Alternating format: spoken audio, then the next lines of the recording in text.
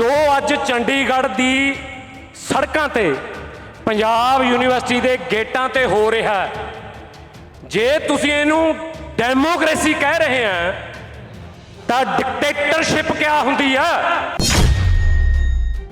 इहनूं असीं क्लेम करते हैं भी दुनिया की सब तो वड्डी डेमोक्रेसी, जिथे स्टूडेंटां नूं विद्यार्थियों नूं देश के भविख नूं डंडियां नाल कुੱਟਿਆ ਜਾਂਦਾ, सरकारी तंत्र दे नाल चुप कराया जाता। जदों असीं हक की गल करते हैं, जदों असीं अपने भविख की, अपनियां नस्लों की, अपनियां फसलों की गल करते हैं, सानू अतवादी कह दिंदे हैं। ते आ जिहड़ा डॉकूमेंट मेरे हत्थ दे विच है, इहदे ते मैनूं की लिखिआ वा भी मैं इस देश का नागरिक हाँ।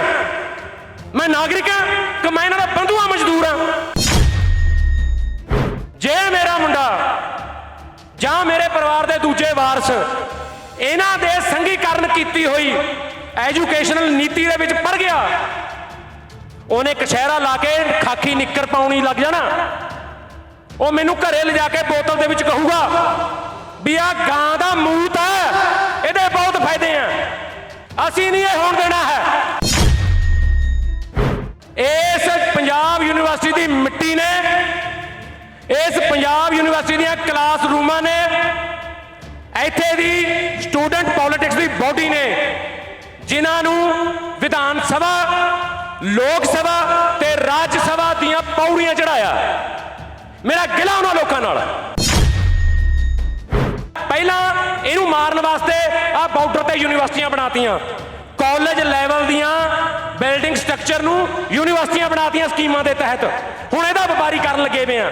क्यों? थोतों इन्हां ने थोड़ा तीजा नेत्र विद्या खोनी है। वाहिगुरू जी का खालसा, वाहिगुरू जी की फतेह जी। बेनती है जी कि सारिਆਂ ਨੂੰ थोड़ा जिहा ध्यान दे के आपसी गल्लां थोड़ियां रोक लिओ।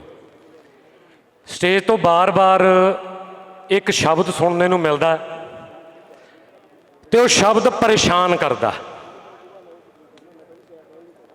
वो तकलीफ देन लग गया, शब्द कन्नां नूं भी तकलीफ देन लग गया ते मन नूं भी तकलीफ देन लग गया। वो शब्द है डेमोक्रेसी। जो अज चंडीगढ़ की सड़कों ते पंजाब यूनिवर्सिटी के गेटां ते हो रहा है, जे तुसीं इहनूं डेमोक्रेसी कह रहे हैं तो डिक्टेटरशिप क्या हुंदी है? यह डेमोक्रेसी है। इहनूं असीं क्लेम करते हैं भी दुनिया की सब तो वड्डी डेमोक्रेसी, जिथे स्टूडेंटां नूं विद्यार्थियों नूं देश के भविख नूं डंडियां नाल कुੱਟਿਆ जाता, सरकारी तंत्र दे नाल चुप कराया जाता, आवाज़ नूं दबिया जाता, ह्यूमन राइट्स का घाण किया जाता। साडा हर एक हक जिहड़ा हिंदुस्तान का कानून भी सानू दिंदा, संविधान भी सानू दिंदा, वो साडी पत्त दे नाल उतारिया जाता। जिन्ने उरे हुण चंडीगढ़ प्रशासन के मुलाजम खड़े हैं, मैं इन्होंने पूछना चाहुंदा भी तुसीं कल दे लगे हुए हैं भी पास दिखाओ, अंदर जान लगे ID कार्ड दिखाओ, गड्डी उही लेके जाऊ जिहड़ा स्टूडेंट है। आ जिहड़े खाकी वर्दी वाले फिरदे हैं, तुसीं किहड़ी क्लास दे विच पढ़दे हैं? इत्थे तुहाडे कोल ID कार्ड हैगा? डंडे लेके घूमन लगे हुए हैं इत्थे। ये कहंदे आउटसाइडर नहीं आउण देने। तुसीं कौन है? यह एजुकेशनल स्ट्रक्चर इहो जिहा हुंदा? ये दे रहे हैं तुसीं सानू? आवाज़ दबण लगे हुए हैं। इत्थे कोई ना कोई सेंटर का ਜਾਂ कोई ना कोई चंडीगढ़ प्रशासन का कोई वड्डा अफसर होना। कल आ बीबी SSP भी तुरी फिरती सी इत्थे चंडीगढ़ वाली, वो लगी भी सी डेमोक्रेसी ते सानू बयान देण। उहनूं पुछिए भी आ जिहड़ियां डांगा फेरियां ने, जिन्होंने फड़ फड़ के बालों तो धू धू के तुसीं बसां दे विच लदण लगे हुए हैं, ये डेमोक्रेसी है? डेमोक्रेसी का चीर हरण ਇਹਨਾਂ ਲੋਕਾਂ ਨੇ। ਜਿਹੜਾ ਕੋਈ ਉਰੇ ਹਾਇਰ ਅਫਸਰ ਆ, ਮੈਂ ਉਹ ਤੋਂ ਇੱਕ ਗੱਲ ਪੁੱਛਣੀ ਚਾਹੁੰਦਾ। ਮੈਂ ਨਾ ਤੁਹਾਨੂੰ 2 ਕਾਰਡ ਦਿਖਾਉਣਾ ਚਾਹੁੰਦਾ। ਆਹ 2 ਕਾਰਡ ਨੇ ਜੀ, ਇਹ ਭਾਰਤ ਸਰਕਾਰ ਨੇ ਮੇਰੇ ਨਾਂ ਤੇ ਜਾਰੀ ਕੀਤੇ ਹੋਏ ਆ।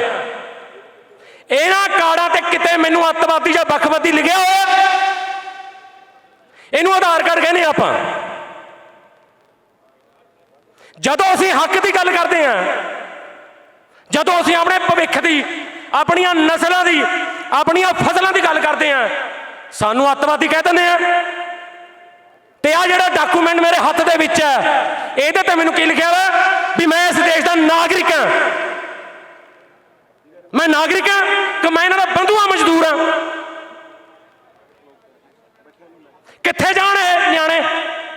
ਇਹ ਸਾਡੇ ਛੋਟੇ ਭੈਣ ਭਰਾ ਕਿੱਥੇ ਜਾਣ? ਇਹ ਮੇਰੇ 3 ਜਵਾਕ ਪੜ੍ਹਦੇ ਆ ਜੀ ਇੱਥੇ। ਮੇਰਾ ਮੁੰਡਾ, ਮੇਰਾ ਵੱਡਾ ਬੇਟਾ, ਮੇਰਾ ਨੈਫਿਊ ਤੇ ਮੇਰਾ ਭਤੀਜਾ। ਮੈਂ ਉਰੇ ਪਹੁੰਚਿਆ ਹੋਇਆ, ਮੈਂ ਇੱਕ ਦਿਨ ਪਹਿਲਾਂ ਵੀ ਗੱਲ ਕਰੀ ਸੀ। ਮੈਂ ਇੱਥੇ ਪਹੁੰਚਿਆ ਡਰ ਕਰਕੇ ਪਹੁੰਚਿਆ ਹੋਇਆ ਇੱਥੇ। ਮੈਂ ਸ਼ੌਂਕ ਨਹੀਂ ਹੈ ਕੋਈ। ਮੇਰਾ ਡਰ ਕੀ ਹੈ?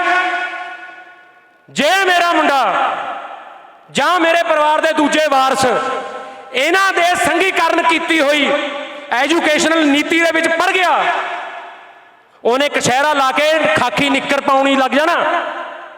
ਉਹ ਮੈਨੂੰ ਘਰੇ ਲਿਜਾ ਕੇ ਬੋਤਲ ਦੇ ਵਿੱਚ ਕਹੂਗਾ ਵੀ ਆਹ ਗਾਂ ਦਾ ਮੂਤ ਹੈ, ਇਹਦੇ ਬਹੁਤ ਫਾਇਦੇ ਆ। ਅਸੀਂ ਨਹੀਂ ਇਹ ਹੋਣ ਦੇਣਾ ਹੈ।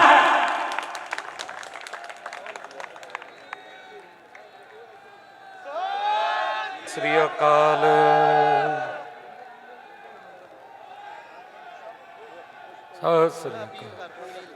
ਅਪੀਲ ਹੈ ਜੀ, ਬੇਨਤੀ ਹੈ ਜੀ, ਸਟੇਜ ਦੀ ਕਾਰਵਾਈ ਚੱਲਣ ਦਿਓ ਵੀਰ ਜੀ। ਤੁਹਾਨੂੰ ਸਲਾਮ ਹੈ, ਤੁਹਾਡੇ ਜਜ਼ਬੇ ਨੂੰ ਸਲਾਮ ਹੈ, ਪਰ ਅਨੁਸ਼ਾਸਨ ਆਪਾਂ ਨੇ ਆਪਣਾ ਉਰੇ ਮੇਨਟੇਨ ਕਰਕੇ ਰੱਖਣਾ। ਬੇਨਤੀ ਹੈ ਜੀ, ਬਹਿ ਜਾਓ ਵੀਰਾ ਜੀ, ਬਹਿ ਜਾਓ, ਆ ਜਾਓ, ਅੱਗੇ ਆ ਜਾਓ, ਇੱਧਰ ਆ ਜਾਓ, ਜਗ੍ਹਾ ਖਾਲੀ ਹੈ, ਬਹਿ ਜਾਓ। ਅਗਲੀ ਬੇਨਤੀ, ਮੇਰਾ ਬੇਟਾ ਇੱਥੋਂ ਲਿਫਾਫੇ ਦੇ ਵਿੱਚ ਗੋਹਾ ਕਹਿੰਦੇ ਅਸੀਂ ਉਹਨੂੰ, ਇਹ ਗੋਬਰ ਕਹਿੰਦੇ ਉਹਨੂੰ, ਉਹ ਭਰ ਕੇ ਲੈ ਜੂ ਘਰ ਨੂੰ। ਉਹ ਮੈਨੂੰ ਕਹੂਗਾ ਵੀ ਤੂੰ ਬਿਮਾਰ ਹੋ ਗਿਆ, ਦਵਾਈ ਨਾ ਲਈ, ਆਹ ਚੱਕ ਗੋਬਰ ਦਾ ਚਮਚਾ ਖਾ ਤਾਂ ਠੀਕ ਹੋ ਜਾਣਾ। ਆਹ ਇਹਨਾਂ ਦੀ ਐਜੂਕੇਸ਼ਨ ਨੀਤੀ ਆ। ਮੇਰਾ ਗਿਲਾ ਕੁਛ, ਬਹਿ ਜਾਓ ਵੀਰ ਜੀ, ਬਹਿ ਜਾਓ, ਬਹਿ ਜਾਓ, ਬਹਿ ਜਾਓ, ਬਹਿ ਜਾਓ, ਬਹਿ ਜਾਓ, ਬਹਿ ਜਾਓ, ਬਹਿ ਜਾਓ। ਅਸੀਂ ਤੁਹਾਡੀ ਉਹ ਨੁਮਾਇੰਦਗੀ ਕਰਦੇ ਹਾਂ। ਬਹਿ ਜਾਓ ਮੇਰਾ ਵੀਰ, ਆ ਜਾਓ।